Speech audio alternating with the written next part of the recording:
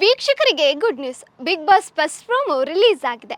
ಕನ್ನಡದ ದೊಡ್ಡ reality show ಅಂತ ಹೇಳಿದ್ರೆ ಅದು ಬಿಗ್ ಬಾಸ್. ಈಗಾಗಲೇ 11 ಸೀಸನ್ಗಳು ಯಶಸ್ವಿಯಾಗಿ ಪ್ರಸಾರ ಕಂಡಿವೆ. ಇದೀಗ ಬಿಗ್ ಬಾಸ್ ಸೀಸನ್ 12 ಬಂದೇ ಬಿಟ್ಟಿದೆ. ಸೀಸನ್ 12ರ ಬಗ್ಗೆ ಏನಾದರೂ ಮಾಹಿತಿ ಸಿಗುತ್ತಾ ಅಂತ ಇಷ್ಟು ದಿನ ಕಾಯ್ತಿದ್ದ ವೀಕ್ಷಕರಿಗೆ ಅಂತೂ ಇಂತೂ ಬಿಗ್ ಅಪ್ಡೇಟ್ ಕೊಟ್ಟಿದೆ ಬಿಗ್ ಬಾಸ್ ತಂಡ. ಸ್ವಾತಂತ್ರ್ಯ ದಿನಾಚರಣೆಯ ಪ್ರಯುಕ್ತ ಬಿಗ್ ಬಾಸ್ ಪ್ರೋಮೋ ರಿಲೀಸ್ ಮಾಡುವ ಮೂಲಕ ಅಭಿಮಾನಿಗಳಿಗೆ ಸರ್ಪ್ರೈಸ್ ಅನ್ನ ಕೊಟ್ಟಿದೆ. ರಿಲೀಸ್ ಆಗಿರೋ ಪ್ರೋಮೋದಲ್ಲಿ ಲೋಗೋ ಲಾಂಚ್ ಆಗಿದೆ. ಅದರ ಜೊತೆಗೆ ಕಾದಿದ್ದು ಸಾಕು, ಬಿಗ್ ಬಾಸ್ ಇಸ್ ಬ್ಯಾಕ್. ಆದ್ರೆ ಈ ಸಲ ಕಿಚ್ಚು ಮಾತ್ರ ಹೆಚ್ಚು ಅಂತ ಹೇಳಿ ಬರೆಯಲಾಗಿದೆ.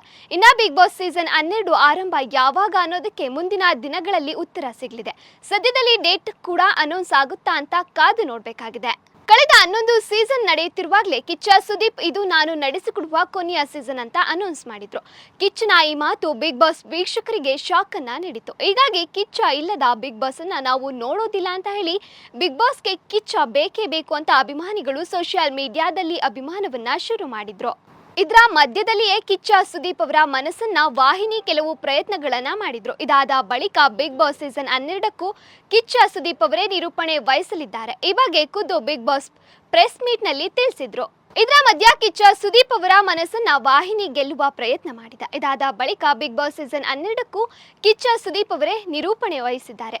ಈ ಬಗ್ಗೆ ಖುದ್ದು big boss team press meet ನಲ್ಲಿ ಹಂಚಿಕೊಂಡಿದೆ.